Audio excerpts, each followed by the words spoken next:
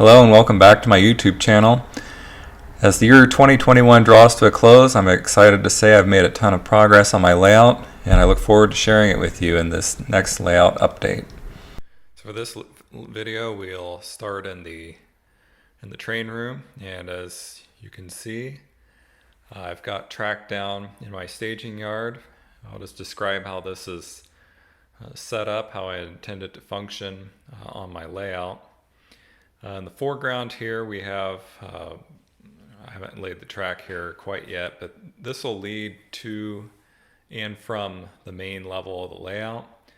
It'll start heading up a ramp and then it will split, and one eastbound trains will go one way to enter from one side of the layout, and the westbound trains will split the other direction to enter from the other side.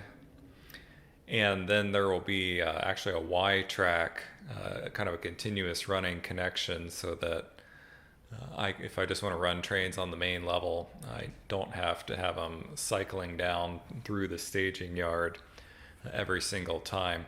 That's actually one of the main reasons I configured my yard this way, is it allows pretty decent continuous running on the main level. And then down in the staging yard, it actually has a reverse loop capability on it.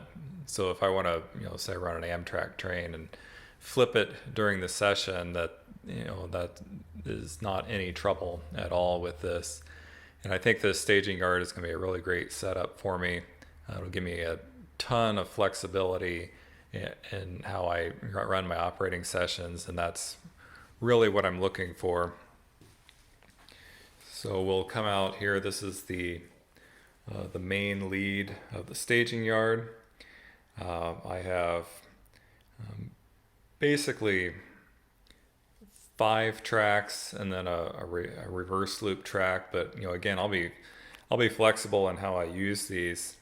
The tracks are all fairly long. The inside track there, which is my shortest, can hold about 30 freight cars, so that'd be about a 27 car train.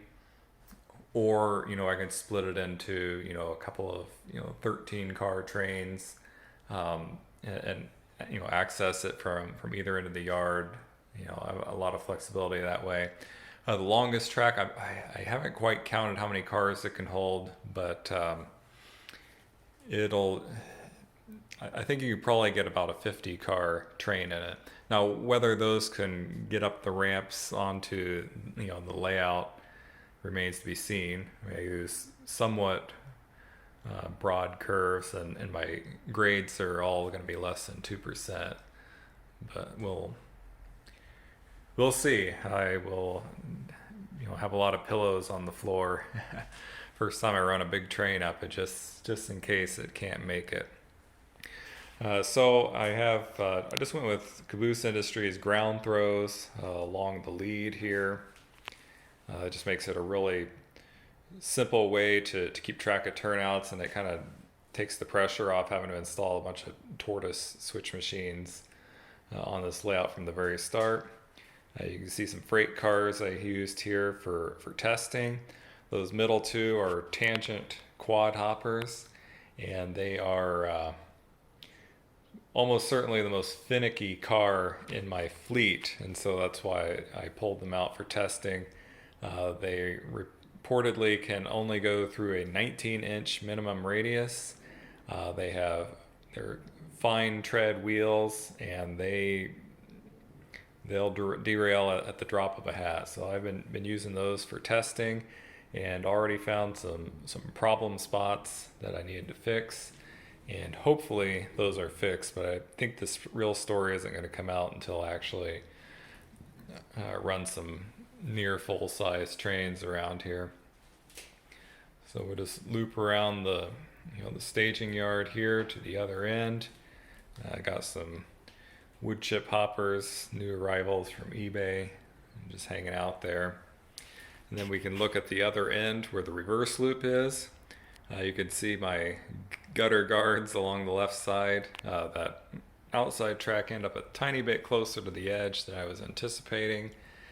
And so better safe than sorry. I put up those guards just in case train decided to want to let gravity do its work. And then the other thing about my staging yard, in addition to the reverse loop, is I put this little fiddle yard here and then an extra staging track kind of looping around. And again, what this lets me do is, when I simulate local trains coming off the layout, I'll actually have some cars staged in those short stub tracks. They can, especially stuff like open top loads and flat cars and stuff, train can come down, just swap out those cars in those tracks and then get restaged to appear later in the operating session. And then that track on the inside loop there, that's about a 5-foot long track that I can just tuck away a modest size train in that. So that's that about does it for how my staging yard is set up, and I kind of described how my layout's going to function. And the next steps going forward are going to be to get some wires on this, get the DCC hooked up, and get some trains moving around here. So that'll be my goal for the next month going forward. So thanks for watching, and Happy New Year to all. I look forward to continuing my good progress in the first quarter of 2022, hopefully getting the main line up and running by the time spring hits.